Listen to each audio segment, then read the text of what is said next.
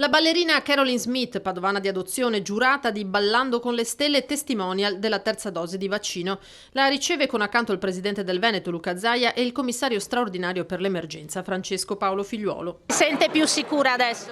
Sì, ma mi sentivo sicura anche con 2, però adesso mi sento meglio sicuramente con la terza va bene, perché devo girare, perché iniziamo Ballando con le Stelle, che siamo circondati dalle persone, capito? Il vaccino è libertà?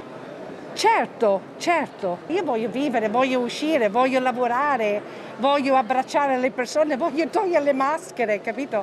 Sì, è giusto, è libertà. Come la Smith, in tanti di differenti età hanno ricevuto la chiamata per la terza dose. Posso chiederle com'è andata? Bene, È venuto volentieri? sì. Lui perché è un paziente oncologico, ha dovuto fare la terza, ma ci siamo trovati benissimo. Si sente più sicuro con la terza dose? Ma se mi hanno detto di farla vuol dire che c'è una componente che mi dà più sicurezza, senz'altro. Ho fatto il terzo vaccino? Già fatto? Sì, già fatto. Ed è contento? Bisogna fare i vaccini. Per me dovrebbero farlo tutti e basta.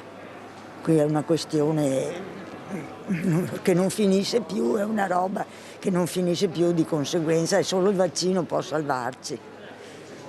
Sarebbe stata per l'obbligo?